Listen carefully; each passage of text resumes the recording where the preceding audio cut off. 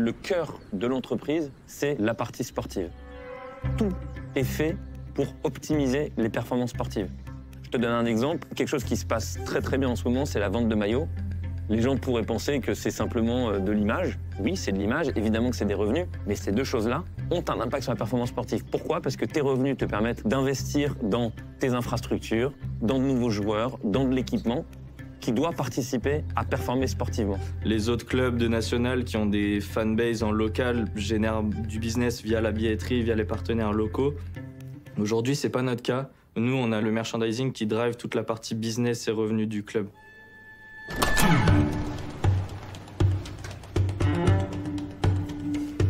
Description de produit, on est bon. Pack shop, on est bon. Il y a des gros volumes à aller chercher. Je sais que Fabien et Alex nous attendent pas mal là-dessus. Donc, ouais. Est-ce que déjà vous êtes confiant pour être sûr d'écouler ça assez rapidement?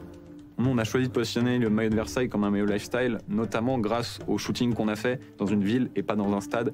Et il n'a pas été porté par nos joueurs au moment du reveal du maillot, mais par des mannequins qui sont dans une tenue de la vie de tous les jours. 5 minutes là, on le lance. 5 minutes. Ouais. Bah, moi, ce qui m'intéresse, c'est de savoir, tu penses, on peut en vendre combien cette année? Ça doit être réaliste, hyper ambitieux.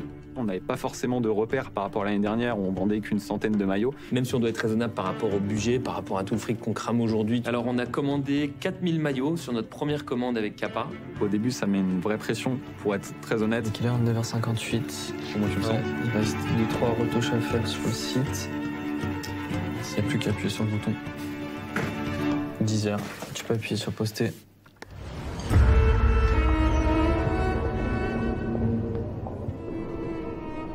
Là, ça commence à se connecter. On a... Sur Twitter, c'est en train de... Vous êtes très fort, c'est un banger. Ok. Ils ont les 3 plus beaux maillots de la saison 24-25, ça fait plaisir. 14 visiteurs. 14 visiteurs, 14 visiteurs. On a fait 2 ventes là. Ça y est, Footbalog, ils viennent de nous reprendre là sur... Footbalog? Ouais, 2 millions d'abonnés. Est-ce qu'on se met les notifs Shopify pour que ça sonne? On peut.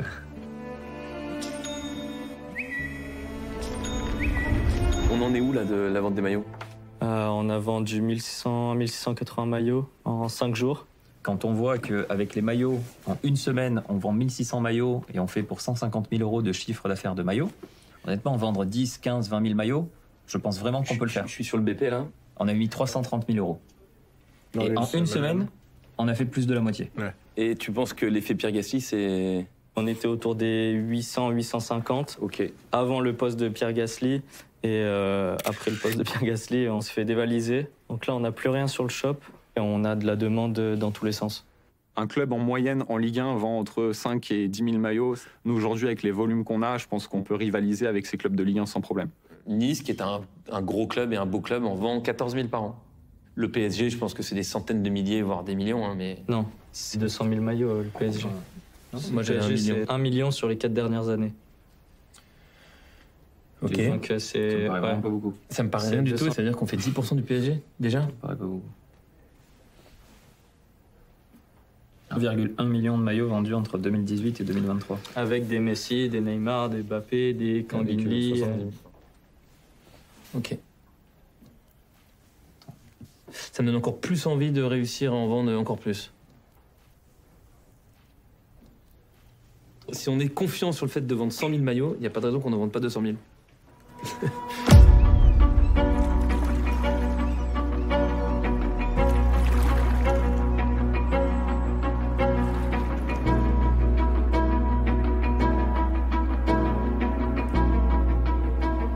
Je pense qu'on a vu trop beau, entre guillemets, l'attractivité qu'on a eue au lancement. C'est le... Vas-y, Pierre. J'étais vraiment pas très content parce que je pensais que vous alliez en reprendre à les 3 4 000. Et c'est sûr que quand j'ai entendu 11... On s'est vu trop beau. Je pense qu'on est beau quand même hein, avec la marque, mais on s'est vu trop beau et on a sûrement commandé trop de maillots. Mais je suis convaincu qu'on va les vendre.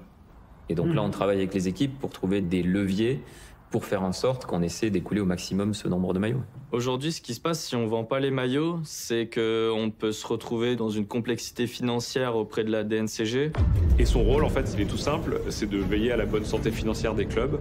Donc c'est une forme de gendarme. Alors il y a d'autres clubs qui peuvent le voir un peu comme une forme d'épée de Damoclès, parce que si tu rates ton passage devant la DNCG, bah, tu peux être rétrogradé de plusieurs divisions. C'est ce qui est arrivé par exemple à Bordeaux. Donc on peut mettre le club en péril si on vend pas tous les maillots. Donc il y a un vrai enjeu sur la partie écoulement des maillots.